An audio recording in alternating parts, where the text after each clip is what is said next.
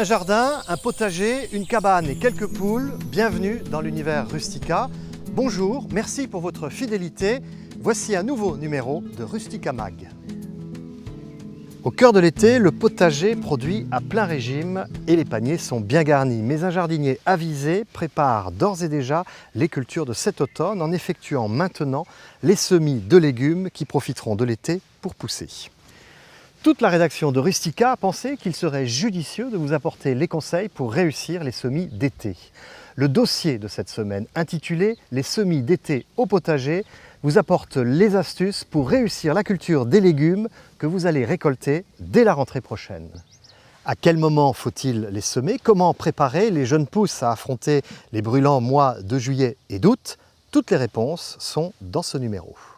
Mais ces légumes, justement, quels sont-ils? Il s'agit des carottes, des salades d'automne, de la mâche, des haricots et même des pois qui se sèment jusqu'à la fin juillet. Un semis un peu particulier, un semis en poquet, comme nous le précise Hubert Fontaine. Les principaux légumes qui se sèment en poquet dans le potager, ce sont les cardons, les haricots, les fèves. Et ici, nous allons semer des pois et des pois à rames. L'espacement des poquets, c'est-à-dire qu'on va faire des petites cavités avec une serfouette tous les 40 cm d'espacement. Alors maintenant, on va passer au semis. En principe, on met entre 4 et 5 graines par trou, par poquet. Voilà, c'est approximatif, même s'il y en a un petit peu de plus, c'est pas bien méchant. Donc on répartit toutes les graines dans les trous.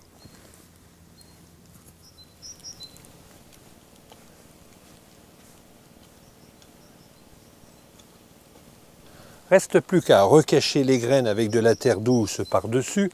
Donc là, il s'agit de pois, mais c'est valable aussi pour d'autres légumes, comme les haricots, les fèves et les cardons. Ici, il s'agit de pois à rames, donc on va mettre les rames après par la suite. Et puis l'autre avantage du semis en poquet, c'est que ça va être beaucoup plus facile pour travailler son sol entre cette culture. Et puis si c'est un légume qui a besoin d'être buté, ce sera beaucoup plus facile pour récupérer la terre. C'est bientôt les vacances et si vous n'avez pas la chance de partir sous d'autres latitudes, d'aller visiter des paysages exotiques, pourquoi n'inviteriez-vous pas l'exotisme dans votre jardin? Le choix des végétaux, des matériaux, des ornements et surtout leur mise en scène peut parfois suffire à créer un décor exotique et dépaysant. Pour voyager sans sortir de son jardin, voici quelques conseils d'aménagement qui vous permettront de créer un décor original. Un décor inspiré d'une île déserte, un jardin façon Robinson. Pour réussir l'aménagement d'un jardin Robinson, inspirez-vous des ambiances de bord de mer et invitez l'eau dans le décor en utilisant la présence d'une rivière ou d'un plan d'eau, voire en réalisant un bassin. Agrémentez-le d'un ponton ou d'un quai en bois qui invite inexorablement au voyage et évoque l'atmosphère maritime. Domptez le relief existant ou créez des variations de niveau en vous aidant d'enrochements qui métamorphoseront un banal talus en sentier côtier ou en calanque. Et n'oubliez pas d'isoler cette lande paradisiaque du reste du jardin en disposant un rideau épais de roseaux ou de bambous. Quelques matériaux rappellent l'esprit bord de mer et les méandres d'une rivière, à commencer par les rochers entremêlés de souches ou de troncs d'arbres, si possible en bois flotté. Pour habiller le sol, utilisez des galets de différentes tailles disposés en nappes sinueuses à la manière d'une grève et surtout du sable. Répandez-le à même le sol sur plusieurs dizaines de centimètres après avoir déposé un feutre de jardin imputrescible pour éviter qu'il ne se mélange à la terre. Vous obtiendrez ainsi une vraie plage de sable blond où vous pourrez poser serviettes et chiliennes. Dépaysement et détente garantis, surtout si en fermant les yeux, le vent fait chanter les feuillages.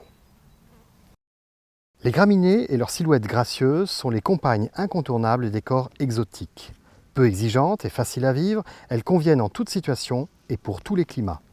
En se faufilant parmi les galets et le sable, les plus basses d'entre elles, comme le cheveu d'ange ou la lusule, rappellent les paysages des dunes. N'oubliez pas non plus les quelques essences les plus emblématiques des régions méditerranéennes qui évoquent si bien le bord de mer, comme le figuier, mais aussi le pin, dont la couronne filtre les rayons du soleil en projetant son ombre sur le sable. Et tentez, si l'idée vous séduit, le palmier de Chine, l'un des seuls à résister à moins 15 degrés. Côté déco, cultivez l'esprit des îles lointaines en articulant le décor autour d'une cabane de pêcheurs construite sur pilotis et ensevelie sous une végétation exubérante. Agrémentez-la de meubles en bois de fabrication rudimentaire et décorez-la d'accessoires évoquant la pêche. Vous pouvez même jouer la carte de l'évasion extrême en disposant des objets suggérant l'échouage d'improbables navigateurs. Cordages, encre marine et malle de flibustier. Tout cela sous le regard complice du perroquet du capitaine. Il ne vous reste plus qu'à trouver un coin dans votre jardin, une centaine de mètres carrés suffisent pour créer ce décor de rêve, jouer les Robassons et voyager loin, très loin, sans jamais sortir de chez vous. Depuis quelque temps, de nouveaux résidents investissent le jardin, les poules. Utile pour éliminer les déchets d'origine organique, une poule peut ingurgiter jusqu'à 150 kg de détritus par an. Une poule va également tous les matins vous gratifier d'un œuf frais. Mais accueillir une poule ne s'improvise pas. Avant de choisir l'espèce que nous verrons dans le prochain numéro de Rustica Mag, il faut lui procurer un gîte approprié. Jean-Claude Périquet, spécialiste en France des petits animaux d'élevage, nous révèle les points clés pour bien choisir et bien installer un poulailler. Si on n'est pas bricoleur, il faut savoir qu'il existe chez les revendeurs de matériel avicole toute une gamme de poulaillers de toute taille et de toute forme. Celui-ci est un poulailler de taille moyenne qui convient très bien pour un coq et 2 ou 3 poules naines. Sa particularité, il est donc posé sur le sol, ce qui permet aux volailles de pouvoir manger de l'herbe. Il est composé de 2 étages. Le deuxième étage est un endroit où les poules peuvent dormir la nuit et pondre la journée. Tout se fait de l'extérieur. Il y a une mangeoire qui se remplit de l'extérieur, un abreuvoir également, et les œufs peuvent être ramassés à l'aide de petites trappes que l'on ouvre sur le côté. Ce poulailler peut être déplacé afin que les poules aient toujours de l'herbe à leur disposition. Vous veillerez à ce qu'il soit en partie exposé au soleil. Il faut essayer de placer ce poulailler à l'abri des pluies et des vents dominants. Au besoin, on met une petite plaque de verre pour les protéger un petit peu. Alors pour l'installation d'un poulailler fixe, il faut déjà, première chose, voir si on a besoin d'un permis de construire. Les poules ont aussi besoin d'espace pour gambader. Alors autour du poulailler, on peut également créer un enclos, un parcours extérieur dans lequel les poules pourront se promener librement. Alors en liberté, il y a quelques risques. Les risques sont de plusieurs sortes. Déjà des risques de prédation vis-à-vis d'animaux tels chats, chiens, fouines, renards. Il y a des risques aussi qu'elles viennent un peu picorer votre potager. Pour protéger les poules des prédateurs, le poulailler doit être solide et hermétique. Une bonne solution consiste à mettre autour de votre élevage une clôture électrique, genre clôture électrique à vache. Là, ça dissuade beaucoup de prédateurs terrestres. Contre les prédateurs ailés, l'essentiel, c'est de mettre un filet au-dessus de votre parcours et de vos installations qui empêcheront les rapaces de venir manger vos poules, qui empêcheront corbeaux et pies de venir manger les œufs. Mettez de la paille ou des copeaux dans le poulailler à l'endroit où les poules dorment. La litière souillée par la fiente donnera un bon engrais au potager. Produire un engrais pour le potager, voici un argument supplémentaire qui devrait vous convaincre d'adopter une poule. Le potager, justement, il ne se cache plus. Il est de plus en plus fréquent de l'installer à proximité de la maison. Un dessin bien pensé, des accessoires et des ornements bien choisis. Et voici qu'il se hisse au rang d'éléments décoratifs majeurs du jardin. Démonstration.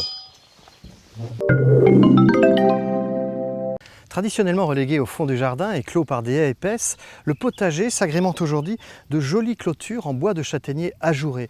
Ça lui donne un côté chic, très élégant et un aspect très gracieux. À la base de la palissade, vous allez pouvoir fixer un grillage à mailles très fines de manière à empêcher les lapins de venir chaparder vos récoltes. Pour circuler aisément dans votre jardin, vous allez créer des allées principales. Elles seront d'une largeur de 1 mètre, engazonnées, de manière à pouvoir circuler facilement avec une brouette par exemple. N'oubliez pas de les border avec des plantes aromatiques comme du thym ou ici de la sauge. Et surtout, installer des planches profondément enfouies dans le sol, des planches imputrescibles, qui permettront de retenir la terre et de délimiter les différents espaces. Les allées secondaires d'une largeur de 40 cm peuvent être recouvertes, comme ici, de sable, mais vous pourriez aussi utiliser des copeaux de bois ou des paillettes, de la paillette de lin par exemple. Elles vous permettent d'accéder à l'intérieur du potager, à l'intérieur même de vos cultures, mais elles vont vous permettre aussi de délimiter les différents carreaux dans lesquels vous allez cultiver les légumes.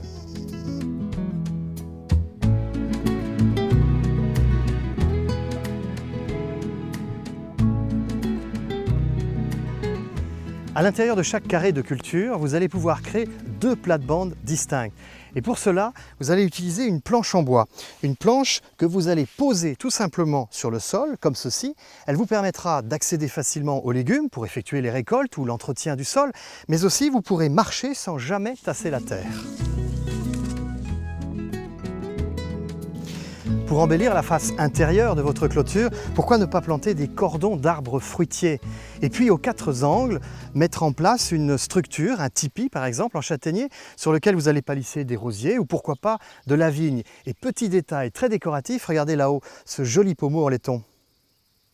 Enfin, pour donner du relief à votre potager, n'hésitez pas à jouer sur les hauteurs de légumes en alternant les silhouettes hautes avec les silhouettes basses. Et surtout, utilisez des structures décoratives réalisées à partir de bambou. Ici, ce support permet de palisser des haricots ou par exemple des cornichons. Tiens, ceux-là, ils sont prometteurs.